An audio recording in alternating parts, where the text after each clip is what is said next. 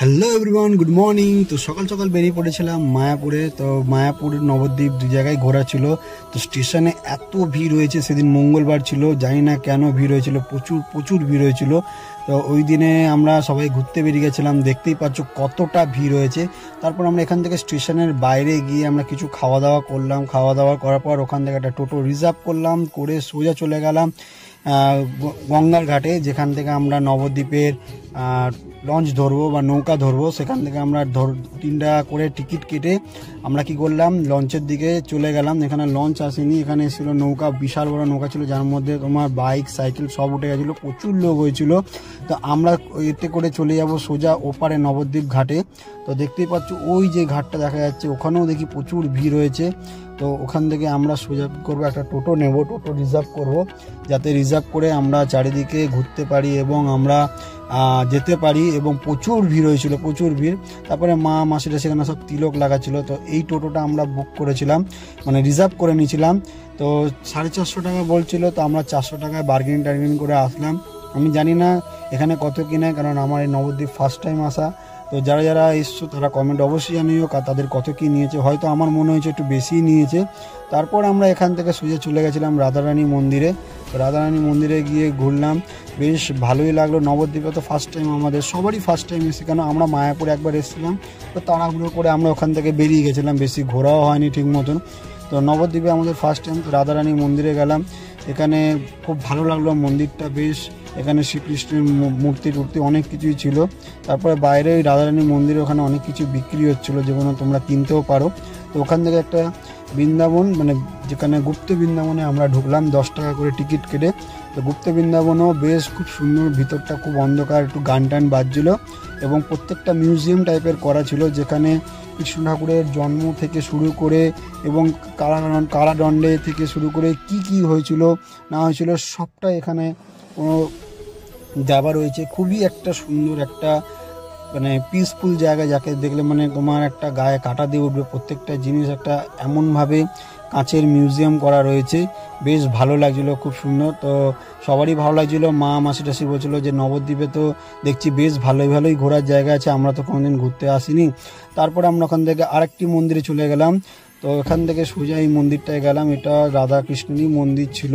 তো এখানে একটা তুলসী তলায় একটা তুলসী মা বসেছিল। তো ওখানে আমরা দেখলাম ঘুরে, এখানে একটু ছবি টবি তুললো মা। তো মা বলে একটু ছবি টবি তুলে দে, এখানে অনেক ছবি তুললাম। তারপরে আবার আরেকটি মন্দিরে চলে গেলাম, যেটা হচ্ছে পুরো গুহার মতন সামনেটা করা। এখানেও 10 টাকা করে আমাদের টিকিট নেওয়া হয়েছিল। তো এর ভিতর থেকে আমরা যাচ্ছিলাম, তো আমরা দেখছিলাম ধরে যে এটা কি অরিজিনাল পাথর নাকি কিছু সোলা টোলা। তো দেখছি এখানে রয়েছে পুরো কাঠের তৈরি করা। তারপরে এখানে প্রচুর মাছ ছিল, এই জলে টাকা ফেলে অনেকে মনের কামনা বা যা চায় সেটা পায় বা এরকম শুনেছি। তো এখানে অনেক ঠাকুর ছিল, এখানে বেশ বৃন্দাবনের মতন জায়গাটা করা ছিল। এই জায়গাটা মানে খুবই একটা সুন্দর শান্তিপূর্ণ জায়গা, বেশ ঠান্ডা জায়গাটা। তো পুচকিও বলছে যে আমাকে একটু দেখা, তুই একা একা কী দেখাচ্ছিস। তো আমি পুচকিকে দেখালাম। তারপরে এইটা আরেকটি মিউজিয়াম ছিল, যেখানে শ্রীকৃষ্ণেরই সব কিছু। এখানে বেসিক্যালি যাই দেখবেন, যাই ঘুরবেন, শ্রীকৃষ্ণ ছোট থেকে বড় হওয়া পর্যন্ত, মহাভারত থেকে সব কিছুই এখানে তোমরা দেখতে পাবে। যে এটাই সেই নরসিংহ অবতার, যে শ্রীকৃষ্ণ নরসিংহ অবতার নিয়ে চলে, এখানে সবটাই রয়েছে। এবং যে আমার পিছনে যে 60 ফিটের এত বড় একটা শ্রী চৈতন্য মহাপ্রভুর মূর্তি দেখতে পাচ্ছি, এটা বেশ বড়, বেশ সুন্দর লাগছিল জায়গাগুলো, বেশ খুব সুন্দরভাবে সাজানো। তারপর আমাদের ঘোরাটোরা কমপ্লিট, আমরা খাওয়া দাওয়া করছিলাম।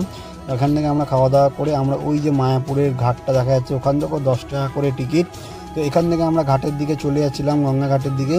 তো এখানে দুটো অপশন ছিল, যে তোমরা নৌকায় যাবে কি লঞ্চে যাবে, ওখানে লেখাই থাকে, এই যে দেখতেই পাচ্ছ।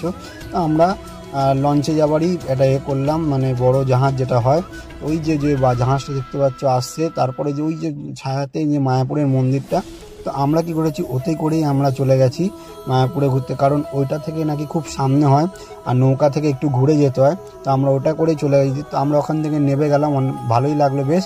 তো আমরা একটু পেয়ারা মাখাটা খাচ্ছিলাম।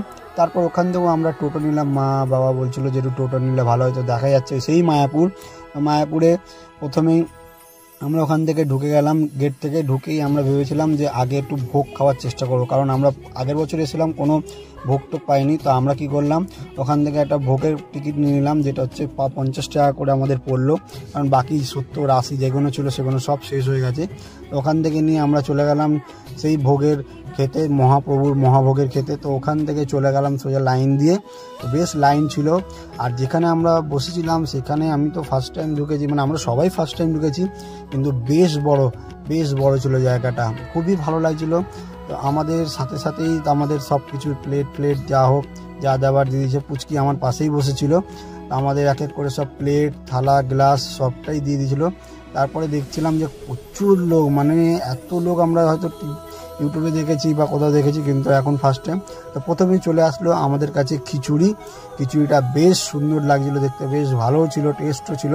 তারপরে আমাদেরকে দিল এখান থেকে একটা ঘন্টর তরকারি, যেটা ছিল আরও ভালো ছিল। এটাই হচ্ছে নাকি আসল প্রসাদ, যেটা আমরা খুব ভালো লাগলো খুব খেতে। তারপরে চলে আসলো গরম ভাতের সাথে ছিল পাঁচমিশালি তরকারি এবং ডাল।